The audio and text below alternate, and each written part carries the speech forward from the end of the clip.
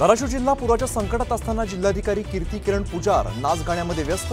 24 सप्टेंबरच्या कार्यक्रमातला नाच गाण्याचा व्हिडिओ व्हायरल। पूरग्रस्तांचा संताप।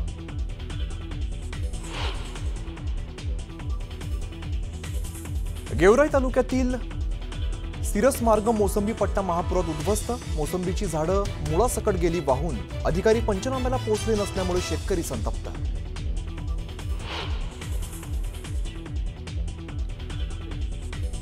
बीडच्या हिंगणे हवेली आणि टाकाळ्या गावामध्ये नदीने प्रवाह बदलल्यामुळे शेती गेली वाहून। सिंदफना नदीच्या काठावरील गावांना मोठा फटका।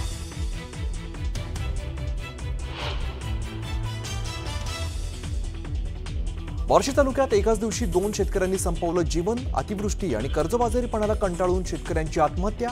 तर सरकार कधी लक्ष देणार? शेतकऱ्यांचा संतप्त सवाल।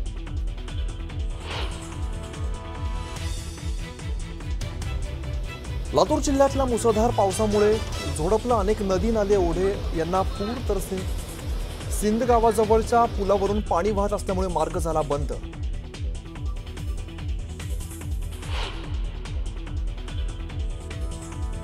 मनसे अध्यक्ष राज ठाकरे उद्या आणि परवा मराठवाडा दौऱ्यावर। मराठवाड्यातील पूरग्रस्त भागाची राज ठाकरे करणार पाहणी। लातूर, धाराशिव, सोलापूर आणि बीडमध्ये पूरग्रस्तांच्या बांधावरती जाऊन घेणार आढावा।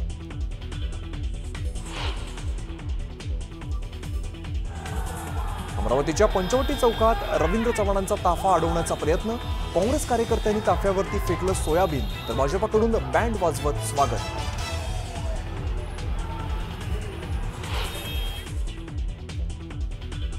अमरावतीमध्ये काँग्रेस आणि भाजप कार्यकर्ते आले आमने-सामने। दोन्ही पक्षांच्या कार्यकर्त्यांकडून जोरदार घोषणाबाजी।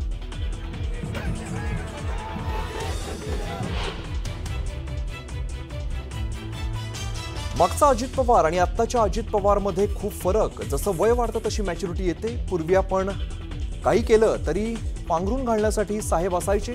अजितदादांचं मोठं विधान।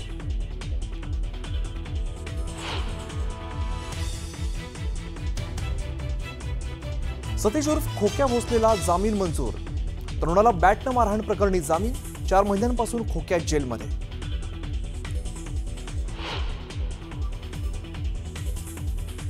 MiG-21 लढाऊ विमानांना हवाई दलातून देण्यात आला निरोप। चंदीगड इकडे आयोजित कार्यक्रमात संरक्षण मंत्री राजनाथ सिंह उपस्थित। तर हवाई दल प्रमुखांनी केलं फेअरवेल फ्लाय पास्टचं नेतृत्व। स्वागत। थेंबभर पाण्यासाठी तरसणाऱ्या मराठवाड्याला यंदा पावसानं जोरदार तडाखा दिलाय। जोरदार पाऊस इतका बरसला की थेट नाकातोंडामध्ये पाणी जाऊन लोकांचा जीव हा टांगणीला लागला। पूर तर ओसरला, पण अश्रूंच्या महापुरांचं काय करायचं? निसर्गापुढे हतबल झालेल्या माणसांनी या आभाळा एवढ्या संकटातून कसं बाहेर पडायचं? तुला काय पाहिजे? काही नाही, जीव पाहिजे। जीव पाहिजे। तुम्ही साहेब मला कडे नुसतं घर द्या बघा, लई मजा आली। तर मुलीचं लग्न आहे माझ्या यावर्षी करत होत ना। तुमची मुलगी आमचं भरपूर नुकसान झालंय, असं एवढं आम्ही शब्दात सांगू नाही शकत सर तुम्हाला।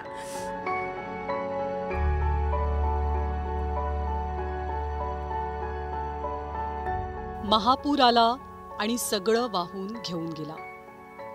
या पुरामध्ये केवळ शेतजमीनच नाही तर शेतकऱ्यांचं अख्खं आयुष्यच खरवडून गेलंय। या पुरानं होत्याचं नव्हतं केलंय।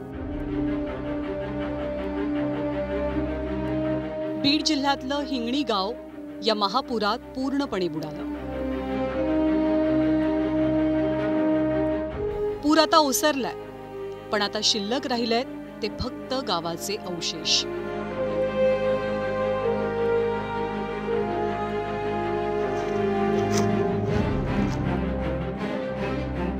कधी काळी इथे गाव होतं यावर कुणाचाही विश्वास बसणार नाही, अशी भीषण अवस्था गावाची झाली आहे। महापुराच्या जखमा आणि खाणाखुणा आज इथं प्रत्येक घरात दिसतायत। संपूर्ण संसार इथं उद्ध्वस्त झालाय। घराची ही अवस्था झाली आहे।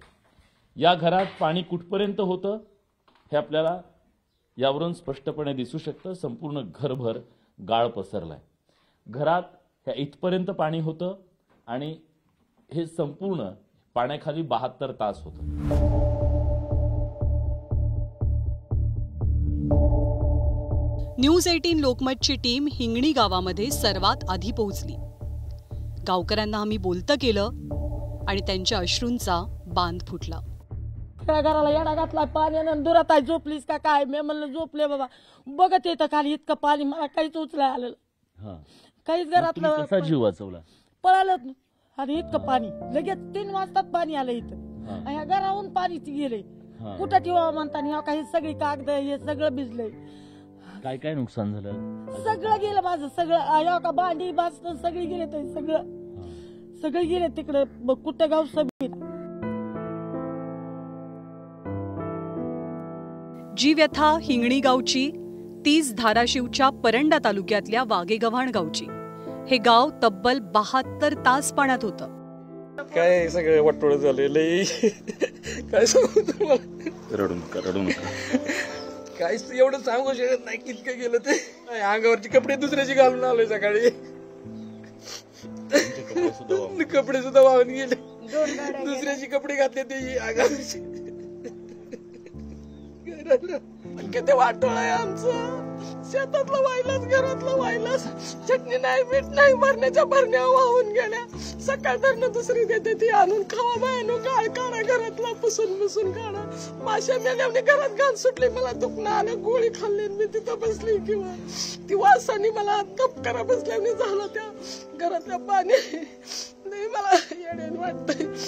काय सुद्धा राहिलं नाही घरात. जनावर गेली, कोंबड्या गेल्या, शेळ्या गेल्या, खायला सुद्धा नाही आता घरात काय.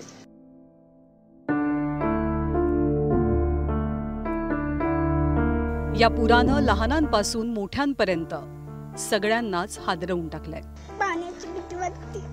पाण्याची भीती वाटते? तुझं दप्तर वाहून गेलं? शैक्षणिक साहित्य वाहून गेलं. सगळं?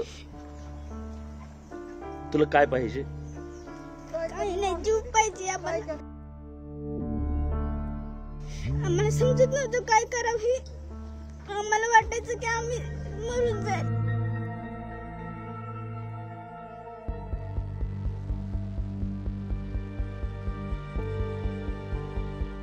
बीडच्या माजलगाव तालुक्यातल्या अनेक गावांना गोदावरीनं अजगराप्रमाणे विळखा घातलेला. पुराच्या पाण्यात शाळकरी मुलांची पुस्तकं, दप्तरं, गणवेश सगळ्याचा चिखल झालाय. माझ्या घरामध्ये पाणी घुसलेलं आहे. माझ्या घरामधले पीक पाणी सगळं हे वाहून गेलेलं आहे. माझ्या शाळेचे वही पेन वाहून गेलेले आहे. शेतीमध्ये पाणी घुसल्यामुळे पिकांची नासाडी झाली, त्यामुळे हे नुकसान झालं. आणि अशी परिस्थिती निर्माण झाली होती की माझी आई घाबरली होती. आणि आई घाबरल्यामुळे आईचा बीपी वाढला. बीपी वाढल्यामुळे दवाखान्यात जाण्याची परिस्थिती निर्माण झाली.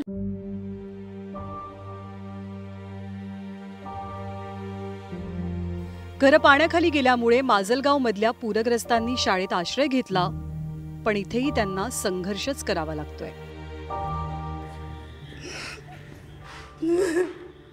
मला सांगता येणं इतकं दुःख झालं. आमचं गाव सगळं वावलं, हे झालं. सगळे जनतातले बेजार झाले, मुलं बाळ, गावातले माणसं. मला दुःख देखवलं नाही. जनावरच आहे. आता घरी गेल्यावर कशाचे पैसे काय करावा, त्याच्यापेक्षा मेलेलं बरं असं वाटतं. आमच्या ह्याच्यात भरपूर पाणी गेलं घरात. ह्याच्यात आम्हाला बाहेर कसं निघावं याची पंचायत आली होती. आम्हाला काय घ्यावं काय सुचन गेलं. आमच्या होडीला पण पेट्रोल संपून गेलं. इतके माणसं बाहेर काढता पोराईने अशी होडी अशी ढकलीत नेली. पोहून काढले लोकांनी. काही काय आणावं काय ठेवा काहीच कळलं नाही. आम्ही आमच्या अंगाच्या वस्त्राने इथं आलेलो आहे.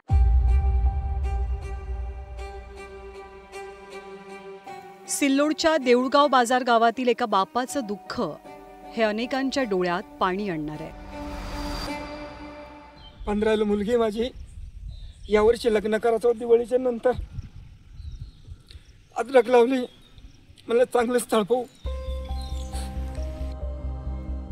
तर सावखेड बुद्रुकमधील शेतकरी महिलेची व्यथा ऐकलीत तर अंगावर काटा आल्याशिवाय राहणार नाही. 50-60 कमी होती. बकऱ्या होत्या, गाईचं होतं, शेड होतं, सगळं वाहून गेलं. आम्ही काय करायचं, कशावर पैसा द्यायचा. आता दाराची लोक येतील त्याला काय सांगायचं.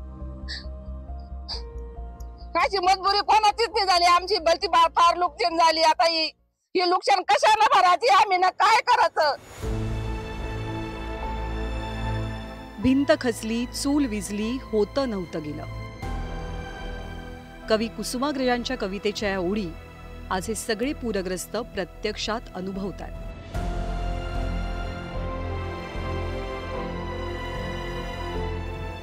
त्यांचाही संसार मोडून पडलाय, त्यांचं भवितव्य अंधारात आहे.